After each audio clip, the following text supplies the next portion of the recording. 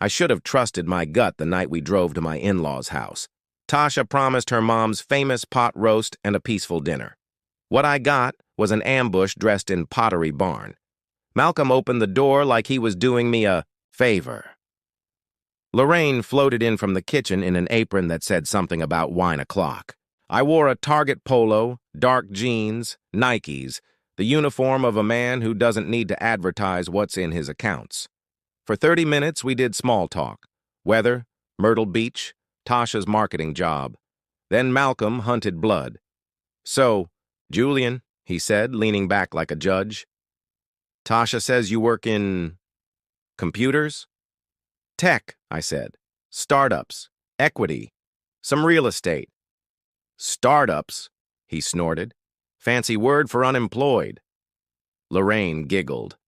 Tasha stared into her wine. I kept my voice even. "I do all right." Malcolm's face went crimson. He slapped the table. "Different paths? You're a leech, uneducated trash. My daughter deserves a man with a real job." He pointed at the door. "Get out," I said, my napkin down. "Okay." No speech, no defense. Just okay. Their laughter followed me to the car. They had no idea I'd signed a $45 million acquisition that morning, or that my unemployed self owned a fintech platform valued north of $200 million. I drove through the night to Clearwater, windows down, hip-hop up, lungs finally expanding. My beach house rose out of the darkness, glass, light, Gulf water, breathing steady. Home.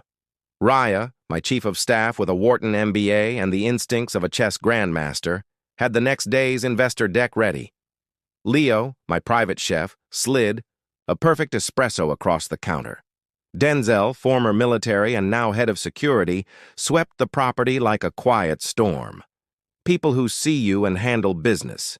My people. 3 weeks later, my phone lit up with Atlanta numbers. Lorraine's voicemail shook with panic.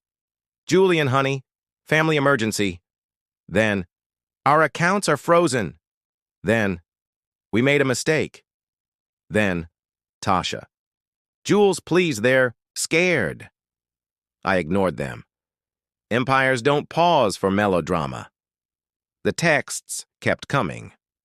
Then the two of them showed up at my gate. Denzel briefed me on the camera feed. Malcolm pacing, Lorraine blotting her eyes. I said, "Tell them I'm unavailable for unscheduled visits." They left, defeated. I felt nothing but relief. That night, Tasha called, sobbing. Malcolm had 2 panic attacks.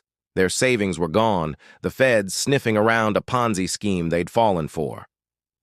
"Can you talk to them?" she asked. "They didn't mean what they said."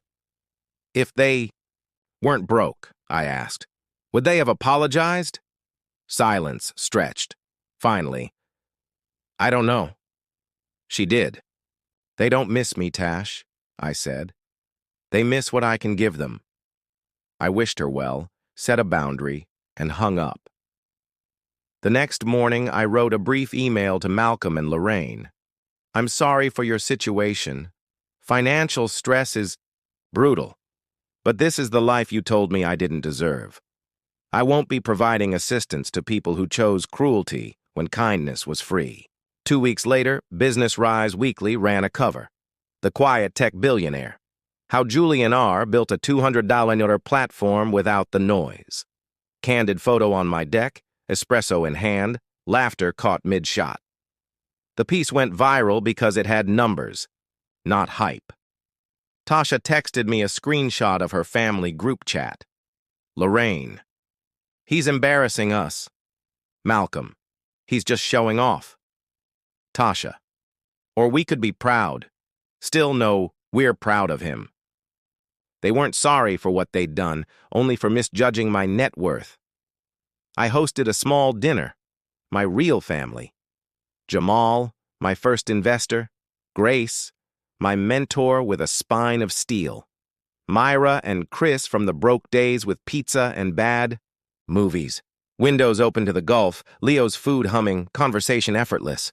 "Would you ever forgive your in-laws?" Chris asked. "I already have," I said. Eyebrows rose. But forgiveness isn't access. Grace nodded. Explain.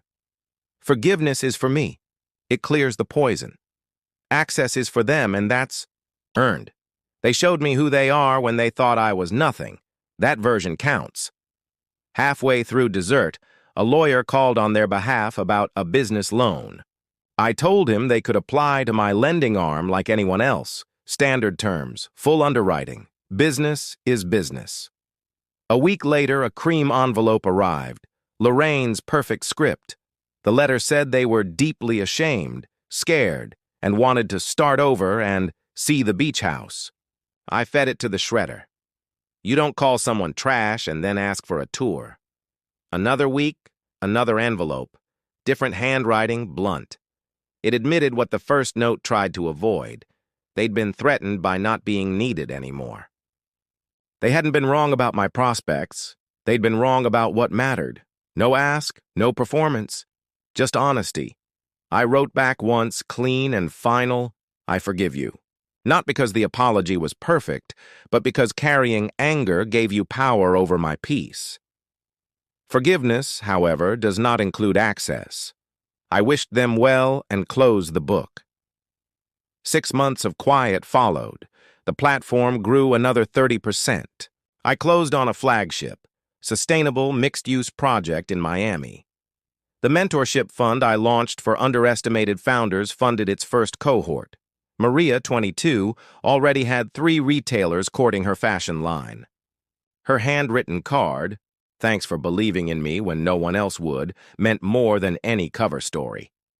Raya popped into my office. Miami paperwork's final. Also, Tasha says her parents sold the house and downsized outside Atlanta. They're adjusting. Thanks, I said, and felt nothing. Not triumph, not pity. Just distance. They were no longer characters in my story. They were back to being names in someone else's.